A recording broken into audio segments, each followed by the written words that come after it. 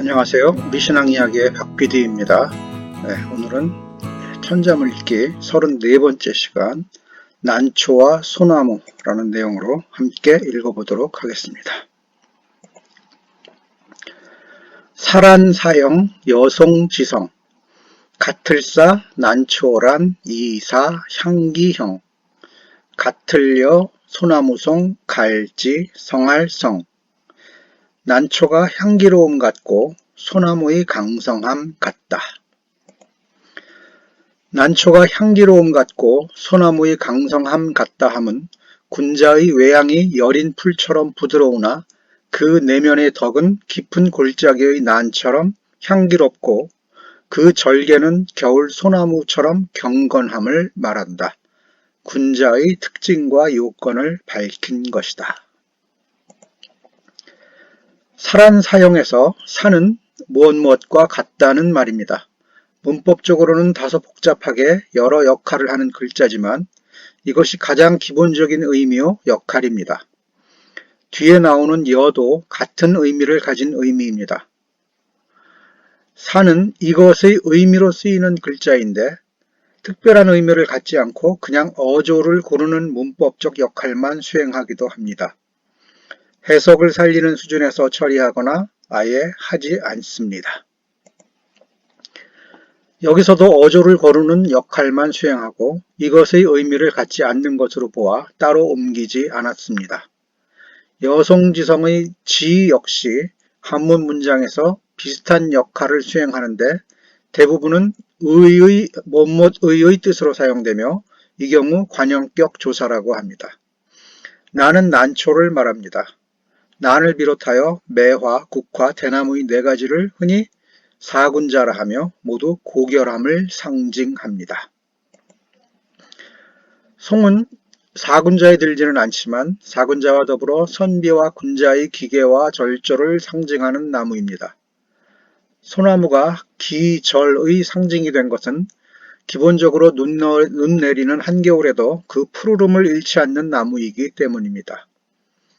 논어에는 공자가 날씨가 추워진 연후에야 소나무와 잣나무가 나중 시듬을 알게 된다는 말이 있습니다.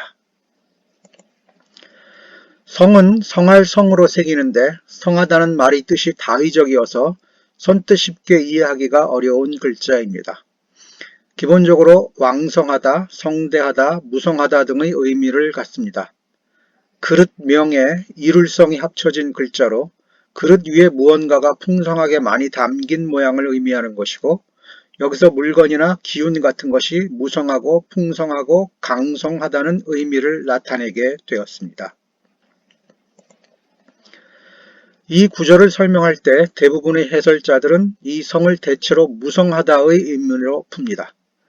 하지만 무성하다는 것은 무언가 많다거나 풍성하다는 말과 통하는 것으로 이렇게 해석하면 여송지성은 소나무처럼 무성하게 자라 많이 우거진다는 말이 됩니다.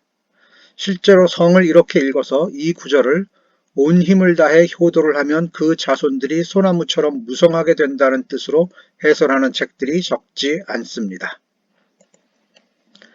그러나 여기에서의 성은 그 기운이 매우 강성하다는 의미로 읽어야 자연스럽습니다.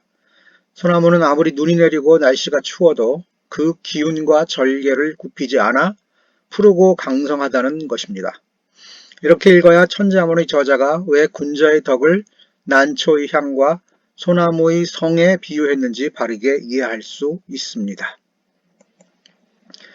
이 구절부터 새로운 장으로 보는 견해와 바로 이전 구절까지를 한 장으로 보는 견해가 팽팽합니다.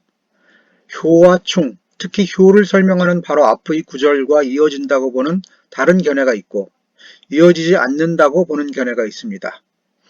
임심, 이박, 숙흥, 온청은 효의 자세를 기본으로 하여 효와 충을 어떻게 실행해야 하는지를 다룬 구절이었습니다. 만약 사란사형 여송지성이 이 구절과 연결되는 것이라면 당연히 연결고리가 있어야 합니다. 하지만 이 구절들이 자연스럽게 연결되지 않기에 새로운 장으로 보는 입장입니다. 하지만 효와 충이 모두 자신의 마음 가운데에서 우러나와야 한다는 해석을 견지한다면 한편 연결점이 없다고 보기는 어렵습니다. 이것은 독자의 선택이 아닐까 싶습니다. 이 구절 뒤부터는 주로 군자가 되기 위해 어떤 생각과 자세로 살아야 하는지의 문제가 등장하는데, 이 구절은 이런 새로운 주제를 여는 대문 역할을 하고 있다고 보는 것이 훨씬 자연스럽습니다. 군자는 이런 존재다라고 설명하기 위해 비유로 든 것이 난초와 소나무 같은 존재이기 때문입니다.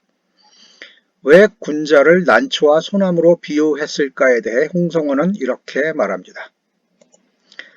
난초는 깊은 골짜기에 있으면서도 외로이 향기로우니 군자의 지조가 멀고 넓음을 비유한 것이다. 소나무는 서리와 눈을 업신여기며 홀로 무성하니 군자의 기절이 우뚝함을 비유한 것이다. 이 말을 도식화해보면 군자의 덕은 난이고 그것은 이 향기를 가지고 있다는 것이고, 그리고 군자는 이 소나무에 비유되는데 그것은 성함, 아까는 강성함이라고 해석했었죠. 이 성함으로 됩니다.